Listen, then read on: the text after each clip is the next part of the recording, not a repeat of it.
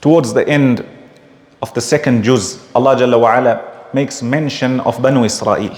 And He says that He had appointed a king for them. This king was known as Talut. Allah says, Talut and his army were on the way.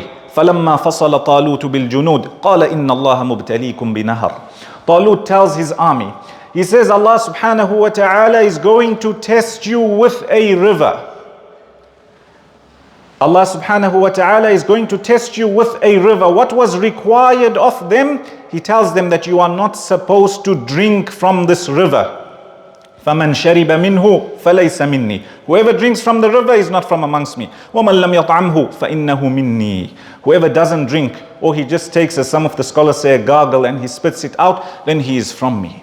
Some of the scholars mention that this was a test from Allah subhanahu wa ta'ala to see which people would be able to be patient, which one of them would have discipline. And that's the first point, my dear brothers and sisters in Islam. You want to be a winner, you have to have self-discipline. And that's why when you look at what some of the scholars mentioned here, they said that because they were going to battle, they were going to an extremely difficult place. The fact that this smaller test before the battle showed that there were those who could not be patient. How do you expect them to be patient? How do you expect them to be obedient and obey the instruction of Allah subhanahu wa ta'ala at battle? Hence He told them, if you can't have that self-discipline from before, how do you expect to be victorious? So similarly, in your day-to-day lives, when it comes to your salah, when it comes to your zakah, when it comes to your obedience of parents, when it comes to interacting with the family at home, etc., be somebody who has that discipline. Allah Jalla wa Ala then makes mention of how the army, those who didn't drink, they carried on and they went forth. Eventually, they see the army of Goliath, the army of Jalut. Some of them, they say, we stand no chance against this army. We stand no chance.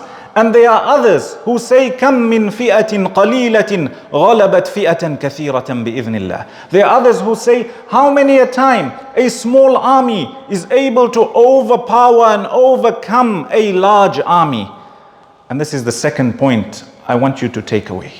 When you want to be a winner, you have to have a positive mindset. When everybody else sees gloom and doom, you know that you've got to be positive, and bi'idhnillah, Allah subhanahu wa ta'ala will open your doors for you. There were two groups of people. They seeing exactly the same thing, exactly the same. There are those who think we have no chance, and there are those who think, no, hold on a second. There are people who came before and Allah subhanahu wa ta'ala granted them victory. What about us? Surely He will grant us that victory. The third point that we derive from this story is the importance of making dua and being attached to Allah subhanahu wa ta'ala. You want triumph, you want victory, you want to be a winner, you have to be attached to Allah subhanahu wa ta'ala. What does this army say? After uttering or after saying that how many times, كَم مِّن فِئَةٍ قَلِيلَةٍ غَلَبَتْ فِئَةً كَثِيرَةً بِإِذْنِ اللَّهِ وَاللَّهُ مَعَ الصَّابِرِينَ. Allah is with those who are patient. Allah says they eventually get into battle. وَلَمَّا بَرَزُوا لِجَالُوتَ وَجُنُودِهِ. What do they say? Do they say we're too strong? We have good people, we have large people, we have good artillery, etc.? No. وَلَمَّا بَرَزُوا لِجَالُوتَ وَجُنُودِهِ قَالُوا رَبَّنَا أَفْرِغْ عَلَيْنَا صَبْرًا. Immediately they turn to Allah subhanahu wa ta'ala, asking Him to give them patience and to keep them steadfast.